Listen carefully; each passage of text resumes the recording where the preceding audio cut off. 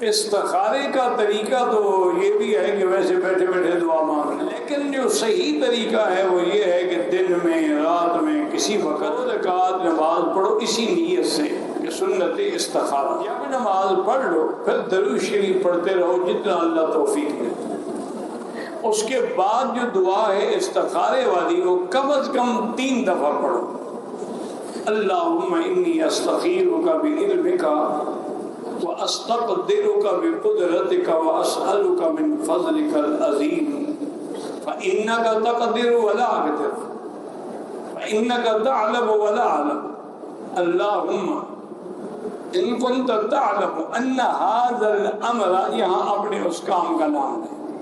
یہ دعا 3 دفعہ پڑھے اور اس کے بعد درود شریف پڑھ لیں۔ اب یہ ضروری نہیں ہوتا کہ استخارے میں خواب نظر آئے یا آدمی رات نظر آ جائے تو آ جائے، نہ آئے ضروری نہیں ہوتا۔ استخارے کے بعد دیکھیں کہ دل کا رجحان کام کرنے کی طرف ہے یا نہ کرنے کی طرف ہے۔ اگر کرنے کی طرف ہے تو پھر صاف ظاہر ہے کہ وہ کام کر لیں، اور اگر دل نہیں مان رہا تو اس کام کو چھوڑ دیں۔ اصل استخارہ یہ ہوتا ہے۔ یہ جو لوگوں نے بنا رکھا ہے کہ کسی بزرگ سے استخارہ کروائیں، یہ چیز سنت کے خلاف ہے۔ جس کا کام ہے وہ خود استخارہ کرے۔ اچھا، ایک مختصر استخارہ بھی ہے کہ ٹائم نہیں ہوتا، ایک کام کر دیں تو اللہم خر لی واختر لی، اللہم خر لی فاختر لی، اللہم خر لی فاختر لی، اتنا بھی کافی ہے۔ تہجد کی نماز جو ہے وہ 8 رکعت ہے، 4 رکعت کر کے پڑھنی چاہیے جو سنت ہے، لیکن کوئی زیادہ پڑھے جائز ہے، کم پڑھے جائز ہے۔ میرا ایک دوست پاکستان سے عمرہ کرنے کے لیے آنا چاہتا ہے، اس کے والدین انتہائی بوڑھے ہیں، جب تک والدین اجازت نہ دیں عمرہ نہیں کر سکتا، حج بھی نہیں کر سکتا، جہاد بھی نہیں کر سکتا۔ والدین کی خدمت کرے، والدین کا علاج کرائے، والدین پہ خرچ کرے، اللہ اس کو نیت سے ثواب عطا فرما دے۔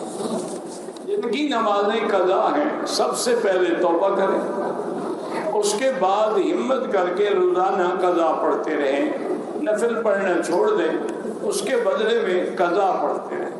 قضا اسی طرح پڑھی جاتی ہے جیسے ادا پڑھی جاتی ہے۔ اگر کوئی جھوٹ بولے اللہ کی اس پہ لعنت ہے، لعنت اللہ القاذبین، اس سے بڑی کوئی جزا ہے کہ لعنت شیطان پہ ہوئی ہے یا پھر ان لوگوں پہ ہے جو جھوٹ بول رہے ہیں۔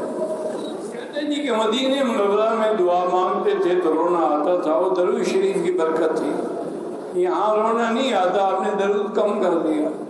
درود شریف پڑھیں تاکہ دل کی میل جو ہے وہ اتر جائے۔ اسلام میں جو اسٹیٹ لائف انشورنس ہے ناجائز۔ ایک آدمی نے عمرے کے طواف اور صفا کے بعد ٹک لگائے، دم پڑ گئی۔ کہتا ہے کہ جب پیغمبروں نے دجال کے بارے میں خبر دی ہے لیکن قرآن میں ذکر نہیں ہے، تو پیغمبر کا کہنا بھی قرآن ہوتا ہے۔ ما ينطق عن الهوى إن هو إلا وحي يوحى ما آتاكم الرسول فخذوه وما نهاكم عنه فانتهوا۔ جس سے اللہ کے نبی حکم نے پکڑو، جس سے منع کرے۔ تو جب انبیاء نے خبر دے دی تو مانا اللہ کی طرف سے، ضروری تو نہیں ہے کہ قرآن میں ہو۔ قرآن میں تو ظہر کی 4 رکعت، عشاء کی 4 رکعت، مغرب کی 3 رکعت، فجر کی 2 رکعت، یہ بھی قرآن میں نہیں ہے، ہم پڑھنا چھوڑ دیں۔ عجیب لوگوں کے دماغ ہیں، بڑا ان کو قرآن سے عشق ہے۔ تم قرآن کو مانتے ہو، مانتے تو نبی کی بات پہ اعتراض کرتے۔ نماز جنازہ میں ایک سلام پھیرتے ہیں، وہ بھی حدیث میں ثابت ہے، 2 سلام بھی ثابت ہے، لیکن جتنی لفظ سلام زیادہ ہوگا تو ثواب بھی زیادہ ہوگا۔